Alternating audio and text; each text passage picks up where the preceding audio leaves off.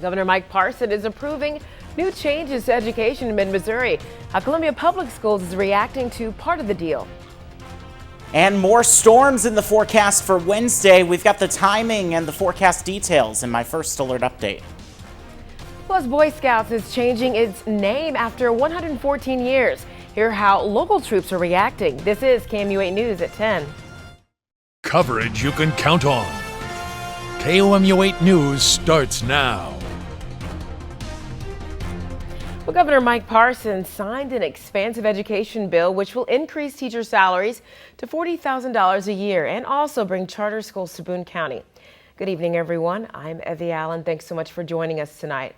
Columbia Public Schools and other districts in the county have long opposed adding charter schools. 7 school districts, including CPS, signed a letter Friday asking the governor to veto the bill. They called the bill, quote, unconstitutional, saying the bill stops short of expanding charter school operations for the entire state.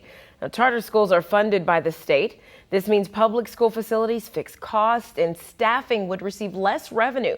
CPS Vice President John Lyman says there's a negative reason for charter schools in other places in the state. You know, there's unaccredited schools there, there's schools that are struggling, there's districts that are struggling there, and so they were brought in to help out. That's not the case in Boone County. We don't have any unaccredited schools. Everyone's fully accredited. And so that's one of the more distressing features about this is that now what are we going to do? You know, there's this new thing that's come in it's not needed.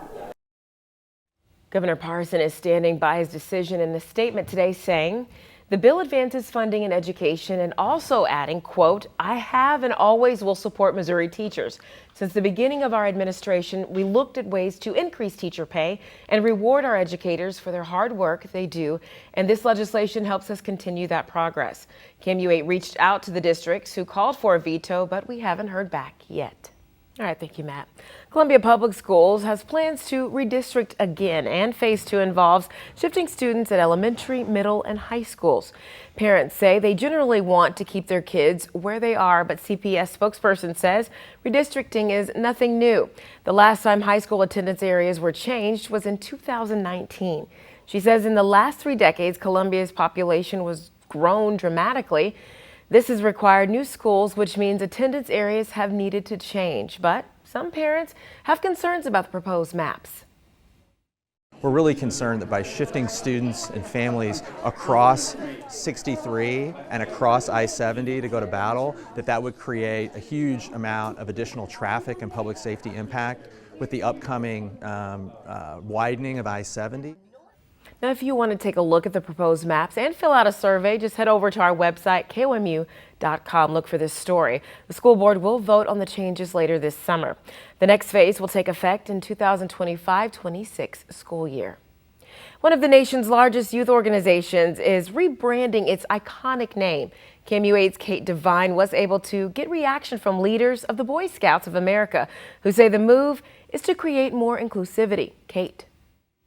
Yeah, Evie, absolutely. The Boy Scouts of America announced plans today to change its name to Scouting America next February, coinciding with its 115th anniversary. This change not only aims to promote inclusion, but better reflect the community's values. Making this name change to make us more inclusive and welcoming to all the young boys and girls, young men, young ladies, and their families throughout the United States. John Stansfield, a Boy Scouts team leader from Territory 5, says it was about time they changed the name. I was an advocate of doing this easily a decade before. Stansfield says that when Canada started admitting girls 20 years ago, they also changed their name as an effort to be more transparent. The mission of the Boy Scouts of America is to help young people make ethical choices over a lifetime by instilling in them the values of the Scout Oath and Scout Law. See the Scouts Crossing sign? It's not just about one Scout crossing. It's about welcoming everyone in to join in on the adventure. Just like the Scouts motto says, you should always be prepared for anything.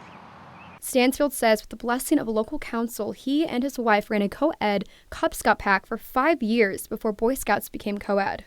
You know, a lot of people would have said, we've already got a Girl Scout program. You know, why do we need to make Boy Scouts be co-ed? But they're very, very different programs. Tanya Dobbins, who operates the Great Rivers Council, says this new change shows everyone they're open to all youth. Although there is a name change, it does continue, or we will continue to endure the values and all of the skills and commitment that we have to the program. So that part is never going to change. Scouts honor, adventure awaits. We put the fun and the outing in scouting. To find out more about Boy Scouts of America, you can reach out to the Scouting Adventure Center, or you can visit our website, KMU.com. Live in the studio, Kate Devine, KMU 8 News. All right, thank you, Kate. The Missouri General Assembly has until the end of the week to pass a budget. After not starting sessions on time today, senators say they're focusing on addressing routine bills before moving to state budget appropriations for fiscal year 2025. Out of the $53 billion budget, more than $212 million would go to state employee fringe benefits. It provides for the transferring of funds for the state's federal old age and survivors disability and health insurance. Nearly $30 million would go to MoDOT for state highway and road maintenance, and more than $41 million would go toward the Department of Public Safety for more training opportunities, grants for local jurisdictions, crime victims compensations, and more. And last only time the Senate has missed the deadline to pass the budget was in 1997. Well, we have an update on the victim recovery process for the Francis Scott Key Bridge collapse. Salvage teams recovered the body of the sixth and believed final victim of the bridge collapse. Officials identify the victim as 37-year-old Jose Minor Lopez. Lopez leaves behind 3 children and a wife. Now, a GoFundMe was created last month to help Lopez's family. Today, the judge in former President Donald Trump's classified documents trial suspended the trial indefinitely. The judge says there are significant issues linked to classified evidence that needs to be cleared up before the case can be presented to a jury. The order canceled the trial date originally set for this month. Now, the judge did not schedule a new date, but said it could take up to late July to get everything processed properly. However, Trump was back in court earlier today in his hush money trial, where adult film actor Stormy Daniels took the stand claiming she and the former president had a sexual encounter in 2006. CNN's Jen Sullivan has a recap of what happened in court and what's in store for in the coming days. Former President Donald Trump arriving in court Tuesday for day 13 of the hush money trial in New York. Prosecutors allege Trump, who faces 34 felony counts of falsifying business records, orchestrated a scheme to undermine the 2016 presidential election by suppressing negative information, including a $130,000 payment made by his then lawyer Michael Cohen to keep adult film star Stormy Daniels quiet about an alleged previous affair from 2006. Trump denies the affair and has pleaded not guilty to all of the charges. There's nothing being hidden at all. Tuesday, Daniels testifying in the trial, asking the court to address her by the name she uses as an adult film star. She comes in today saying, "Call me Stormy Daniels, not Stephanie Clifford." She's not running from her background at all, nor should she. The 45-year-old took the stand wearing a loose jacket. Reporters in the courtroom describing her as nervous and talking fast. The prosecutor and judge asking her to slow down. The prosecutor asking her questions about her upbringing. I think the prosecutor, Ms. Hoffinger, is trying to humanize Stormy Daniels before this jury. Daniels was asked details about her alleged sexual encounter with the former president at his hotel room in Lake Tahoe back in 2006, testifying, quote, Mr. Trump had come into the bedroom and was on the bed, then saying the intention was pretty clear. Somebody stripped down to their underwear and is posing for you. During cross-examination, the defense trying to paint Daniels as someone who was seeking to profit financially from Trump with her claims. Trump said this after the testimony was over. This was a very big day, a very revealing day. In New York, I'm Jen Sullivan reporting. Trump's defense team called for a mistrial, saying the testimony was an embarrassment to Trump. That request was denied. Now, Daniels' testimony will continue Thursday. Coming up, TikTok is putting up a fight to keep from getting banned. What actions it's taking against the U.S. government. But first, parts of mid-Missouri are recovering from overnight storm damage. A look at the aftermath. Well, today marks the 7th-month anniversary of the Hamas attack against Israel. President Joe Biden delivered a speech today focused on combating anti-Semitism as part of a Holocaust remembrance ceremony. In his speech, he urged Americans to stand united against anti-Semitism and all forms of hate. It comes as protests calling to end the war in Gaza, take over college campuses across the country. President Biden says he wants everyone to use their freedom of speech because anti-Semitism and acts of violence are unacceptable. There is no place on any campus in America, any place in America, for anti-Semitism or hate speech or threats of violence of any kind. So far, there have been more than 2,500 arrests across the country on some of 70 campuses nationwide.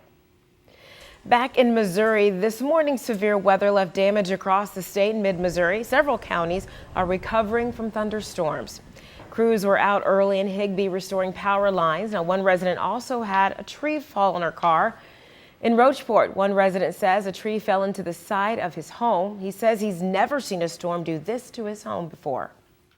This is the first one that's hit the or got close to hitting the house, and I had a front porch here, but you can see it's all knocked off. Earlier today, the National Weather Service confirmed 5 tornadoes across the state, including an EF1 in Sullivan and another from Blue Springs to Grain Valley. Well, the National Weather Service is also looking into 3 reported tornadoes near Kansas City. You can see here parts of preschool's roof ripped apart by the high-speed winds. More homes and local businesses were also damaged in the storms. And in Joplin, homes, businesses, and cars were damaged in those storms.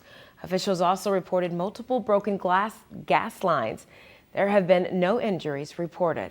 All right, thank you, Matt. Well, next, a popular multi-tool could be getting an upgrade.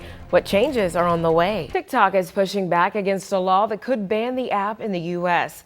The app's parent company, ByteDance, filed a petition alleging the law is unconstitutional and blocks free speech. President Biden signed the legislation last month that bans the social media platform in the U.S. unless it's sold to a non-Chinese entity by 2025. The company behind the iconic Swiss Army knife is making a new version of the tool without the knife. Multi-tool maker Victorinox is working on multi-new versions of tool that does not include its iconic blade. The company says these new tools target specialized fields like cycling. The company already makes a customized version of the knife for golfers, which includes a ball marker and divot repair tool. And a new study shows U.S. renters are less confident than ever in their ability to buy a home. A survey from the Federal Reserve Bank of New York says only 40% of renters think they'll be able to buy a home in the future. That's the lowest number reported since the bank started the survey 10 years ago. The most pessimism is in the Northeast. There, only 26% of renters think they can buy a home.